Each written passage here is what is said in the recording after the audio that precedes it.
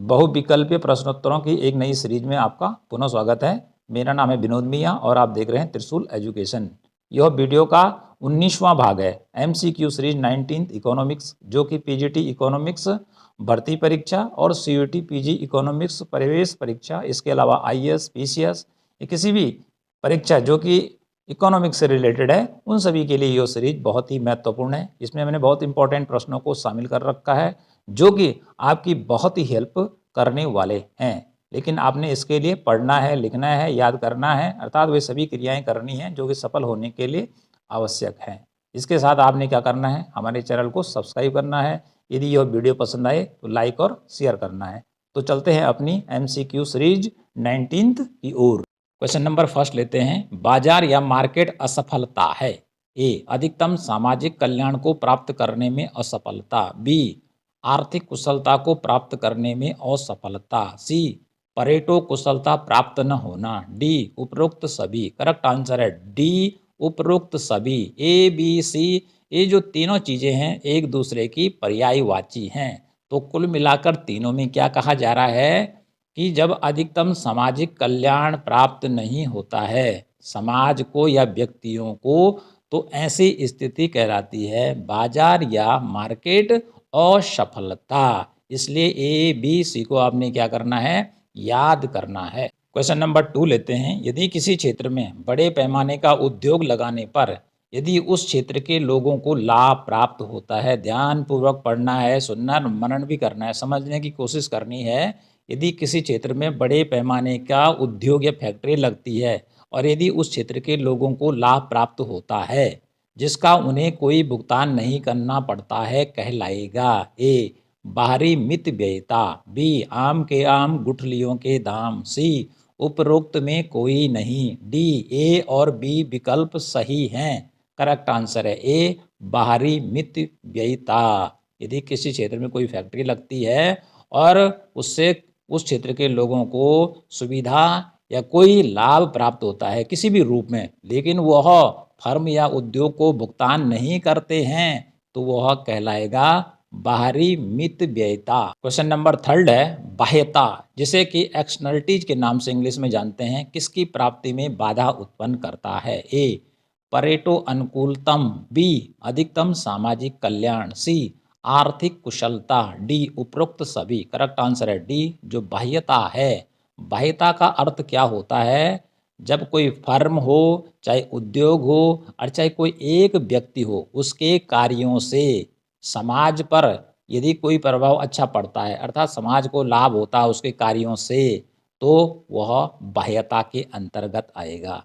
और यदि फर्म के द्वारा, किसी उद्योग के द्वारा या किसी व्यक्ति के द्वारा जो कार्य किया जाता है और उससे समाज को नुकसान होता है, तो वह भी बाह्यता के अंतर्गत ही आता है। ओके जी। तो इस प्रकार से बाह्यता के अंतर्गत मित व्ययताएं और अमित व्ययताएं क्या होती हैं, शामिल होती हैं, जिसको हम अभी आगे चलकर आपको डिटेल में बताने वाले हैं। तो इसलिए तीसरे प्रश्न का उत्तर तीनों हैं। ठीक है जी। परेटो अनुकूलतम, अधिकतम सामाजिक कल्याण, आर्थिक कुशलता, ये जो तीनों चीजें हैं ये सब एक ही हैं, अर्थात एक दूसरे के पर्यायवाची हैं।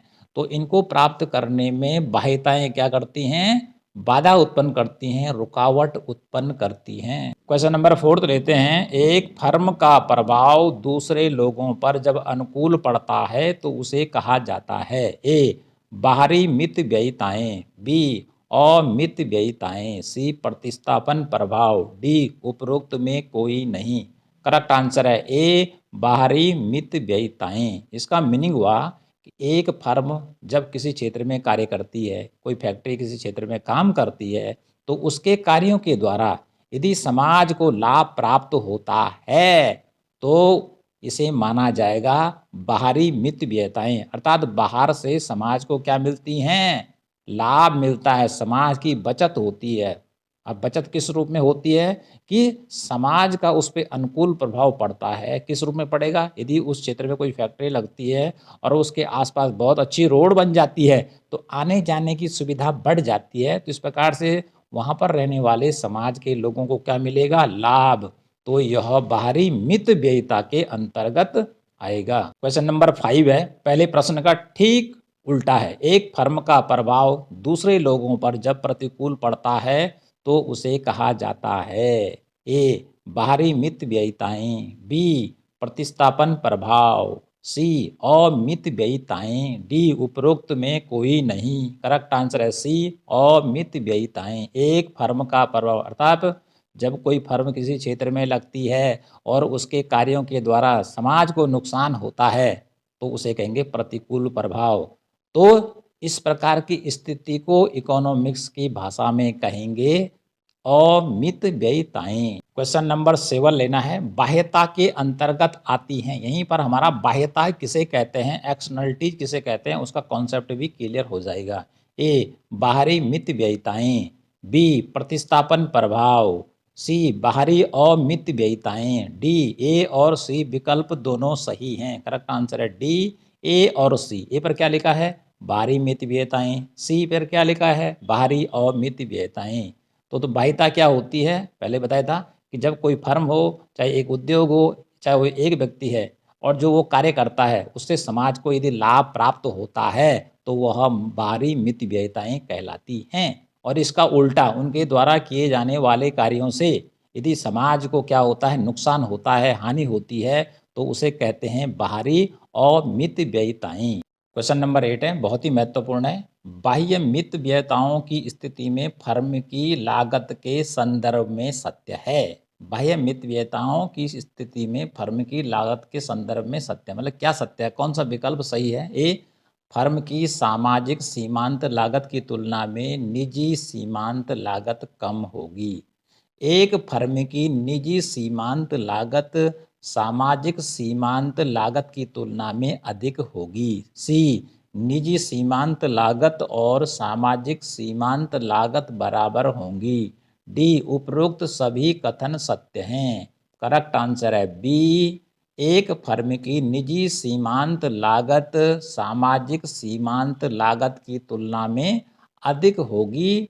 किस संदर्भ में, बाह्य मितव्ययिताओं की स्थिति में फर्म की लागत के संदर्भ में। इसका अर्थ हुआ कि एक फर्म की जो निजी सीमांत लागत है यदि वह 5 रुपया है, ठीक है, और सामाजिक सीमांत लागत कितनी है 4 रुपया है, तो निजी सीमांत लागत 5 रुपये क्या है, सामाजिक सीमांत लागत 4 रुपये की तुलना में अधिक है। तो ये हमारे क्वेश्चन नंबर 8 का करेक्ट आंसर होगा। क्वेश्चन नंबर 9 लेते हैं। एक फर्म अल्प उत्पादन कब करेगी। इट मीन्स है एक फर्म कम उत्पादन किस स्थिति में करेगी।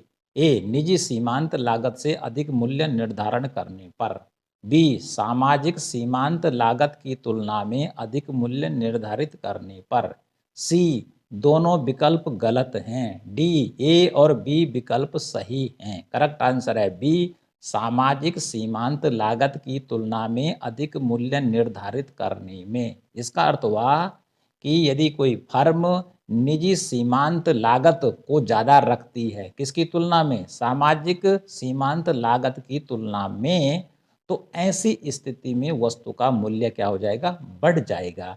तो वस्तु का जब मूल्य बढ़ेगा तो ऐसी स्थिति में फर्म क्या करेगी, कम वस्तुओं का उत्पादन करेगी, अर्थात पूरे समाज की मांग को पूरा नहीं करेगी। तो ऐसी स्थिति में अधिकतम सामाजिक कल्याण या अधिकतम सामाजिक संतुष्टि की प्राप्ति नहीं हो सकती है, क्योंकि उत्पादन कम हो रहा है, सभी को पर्याप्त वस्तुएं नहीं मिल रही हैं, तो समाज को कहाँ से अधिक लाभ होने वाला है। इसलिए हमारा जो करेक्ट आंसर है वह बी। क्वेश्चन नंबर नेक्स्ट है 10 नंबर का।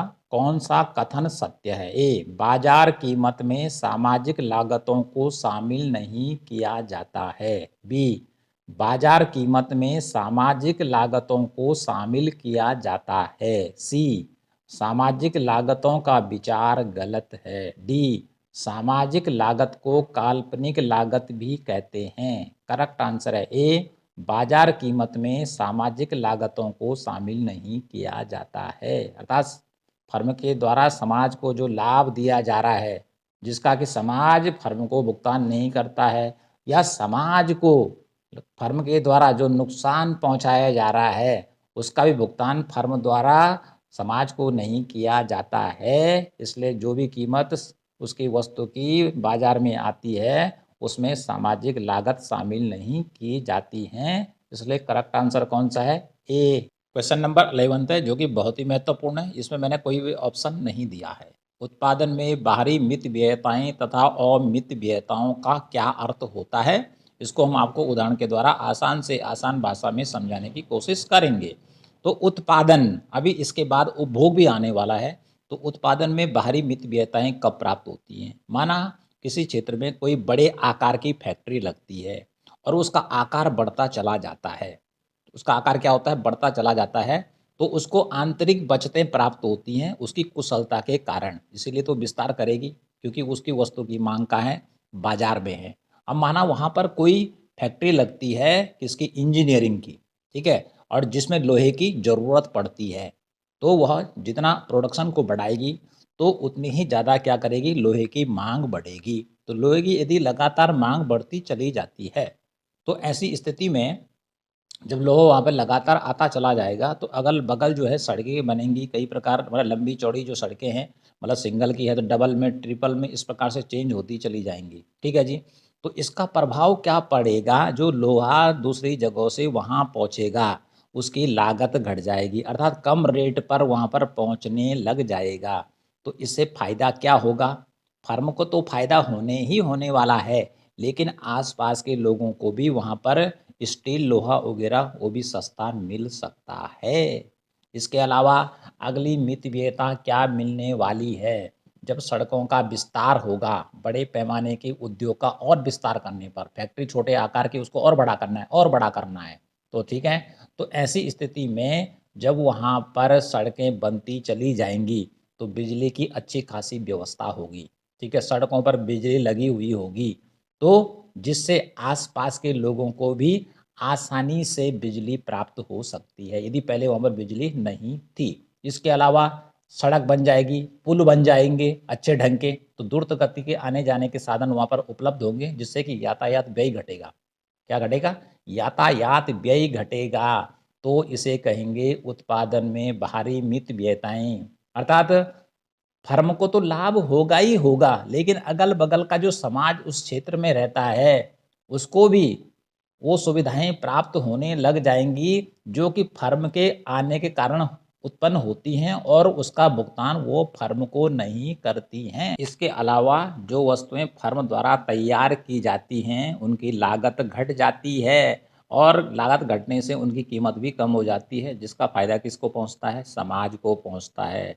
इसका उल्टा है, उत्पादन में बाहरी अमित व्ययताएं, जब किसी क्षेत्र में कोई फर्म लगती है, कोई फैक्ट्री लगती है तो आसपास प्रदूषण फैलने लगता है, कूड़े कचरे की गंदगी फैलने लगती है, गाड़ियों और वाहनों का आना जाना शुरू हो जाता है, फैक्ट्रियों का शोर शराबा शुरू हो जाता है। तो इससे समाज को हानियाँ होती है, समाज के लोग परेशान हो जाते हैं, सड़क पर चलना मुश्किल हो जाता है, गंदगी से कई प्रकार की बीमारियां उत्पन्न हो जाती हैं। तो उत्पादन में जो बाहरी अमित व्ययताएं होती हैं वह फैक्ट्री के कारण जो प्रदूषण, जो मैंने आपको बताया, ध्वनि प्रदूषण हो सकता है, वायु प्रदूषण हो सकता है, जल प्रदूषण हो सकता है, जिससे वहाँ रहने वाले लोगों को जो हानियाँ होती हैं उसे कहते हैं उत्पादन में अमित व्ययताएं। और जब नुकसान समाज के लोगों को होता है तो उनकी बीमारियों को ठीक करने का भुगतान फर्म द्वारा नहीं किया जाता है।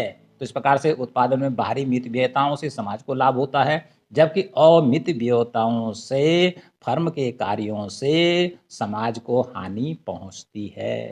क्वेश्चन नंबर 12 लेते हैं। उपभोग में बाहरी मित व्ययताएं तथा अमित व्ययताओं से संबंधित यह प्रश्न है। यहाँ पर विकल्प मैंने कुछ नहीं दिया है, मैं यहाँ पर समझाऊंगा आपको कि उपभोग में मित व्ययताएं क्या होती हैं और उपभोग में अमित व्ययताएं क्या होती हैं। पहले उत्पादन में हुआ था, अब उपभोग में होगा। ठीक है जी। तो उपभोग में कैसा होगा?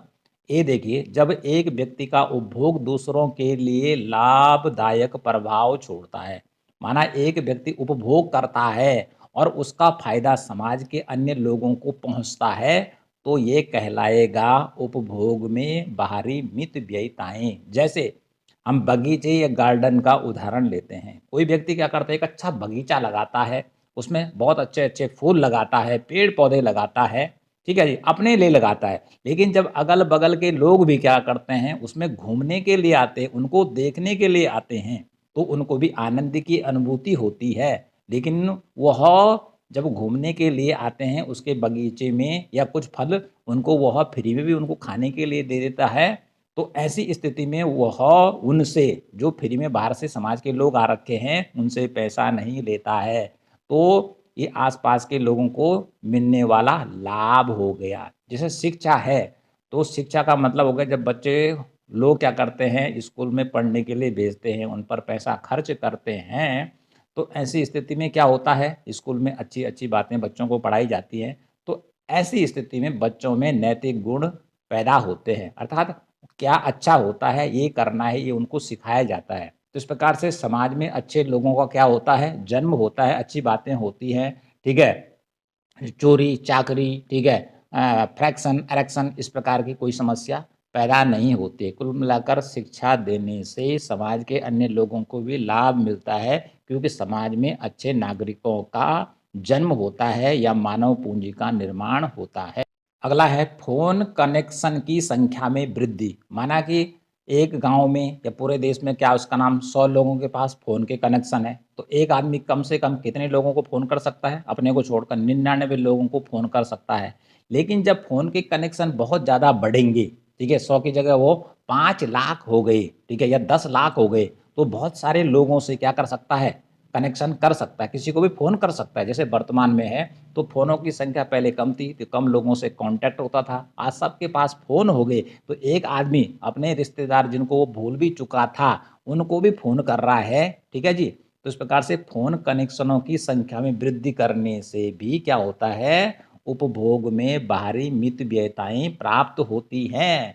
तो इस प्रकार से उपभोग में बाहरी मितव्ययिताएँ क्या होगी, ये जब एक व्यक्ति का उपभोग दूसरे के लिए लाभदायक प्रभाव छोड़ता, अर्थात लाभदायक हो जाता है, तो ऐसी स्थिति उपभोग में बाहरी मितव्ययिता कहलाती है। अब बी पर नज़र डालनी है कि जब एक व्यक्ति का उपभोग दूसरों पर हानिकारक प्रभाव छोड़ता है, जब एक व्यक्ति किसी चीज़ का उपभोग करता है और दूसरों को उसके कार्यों से नुकसान पहुंचता है, तो इसे कहते हैं उपभोग में बाहरी अमित व्ययिताएँ। क्या बोलते हैं? उपभोग में बाहरी अमित व्ययिताएँ।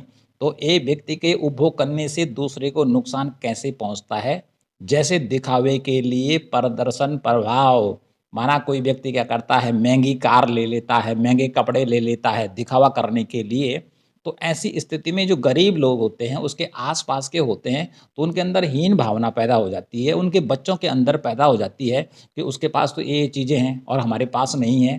तो वो दिखाने के लिए ऐसा काम करता है और उसके कार्यों का जो प्रभाव है आस-पास के लोगों पर नेगेटिव पड़ता है, नकारात्मक प्रभाव पड़ता है। तो इसे क्या बोलेंगे? उपभोग में बाहरी अमित व्ययिताएँ। अगला है पड़ोसी द्वारा ज़ोर से डीजे बजाना। अब कोई पड़ोसी है, उसके पास डीजे है, गाना तो उसने अपने आप सुनना था, लेकिन उसने ज़ोर से बजा दिया, ठीक है, डीजे गाना, और उसके कारण से अगल-बगल के लोग क्या है, कान बंद कर रहे हैं, ठीक है, किसी का पढ़ाई का टाइम है, ठीक है, बच्चों की पढ़ाई का समय है या परीक्षाएँ हो रही है, उसने डीजे बजाया ज़ोर-ज़ोर से, ठीक है, तो उसको तो आनंद आ रहा है, लेकिन जो अगल-बगल के लोग हैं, उनको क्या हो रही है, हानि हो रही है। इसके अलावा जैसे पड़ोसी द्वारा आलीशान मकान बनाना, अगल-बगल गरीब लोग हैं, ठीक है, और उसने एक बहुत बड़ा घर बना दिया, ठीक है, और फिर अपने की सेकी पघारने लग जाएगा समाज में, देखिए हम कितने अमीर हैं, क्या खाते हैं, क्या पीते हैं, तो अगल-बगल के बच्चों पर ज़्यादा प्रभाव पड़ता है। वो देखते हैं, अरे भैया इसके पास तो कितना बड़ा मकान है, कहाँ से आ गया, हमारे पास तो कुछ भी नहीं है।